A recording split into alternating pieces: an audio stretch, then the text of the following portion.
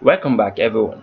Quickly, let's continue our discussion on HTML forms attributes, and right now we'll be discussing about the HTML form method of post. For example, this example use the post method when submitting the form data, and the form data is going to be sent. So let me give you all these notes right here. The thing we have to notice right here is that this appends the form data inside the body of the HTTP request. The submitted form data is not shown in the URL, and also post has no size limitations and can be used to send large amount of data.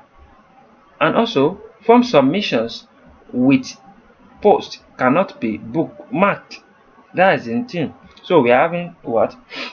And also the tip right here I want you to notice right here is that always use post if the form data contains sensitive or personal information.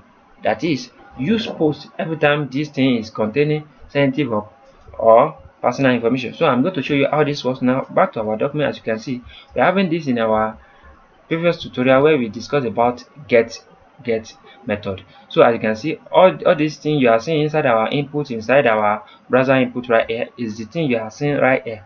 So I'm going to use this, I'm going to do this using what? Using I want to directly change our get method right here. I want to directly change it to post method. So when I change it to post method, let's say maybe it will work automatically. Let's reload. Can you see it's not working automatically? Now let's get back and reload our document. Then I submit this again. Can you see all these things, all our inside our browser? Can you see everything is clean? And as you can see, this error also is not displaying those contents. So that is the benefit of using our post method. So as you can see, let's say for instance now, as you can see, everything, as you can see inside our browser right here, it has already been hidden. Everything, all our content has already been hidden. As you can see, we are not seeing them inside our browser. Even this error is not showing it. So that is the benefit of using get.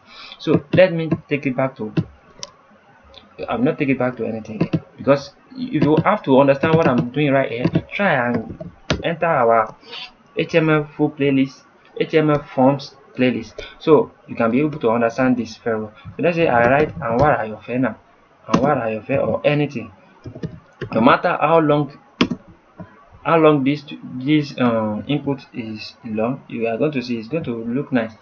We are not going to see all these values. So let's submit it. Can you see it's saying file not one, but we are not seeing it? Can you see? We are not seeing it. We are not seeing what we wrote, as you can see. So please try this very well. You can check our get our HTML form method of get also, so you can be able to understand what we are doing right here in this post now. So Anwar akorede ayofe is my name. I wish to see you guys next time. Have a great day. Thank you so much, and to the next tutorial. Bye bye. Make sure you practice, because practice makes perfect. If you don't practice, you cannot get all these tips. Please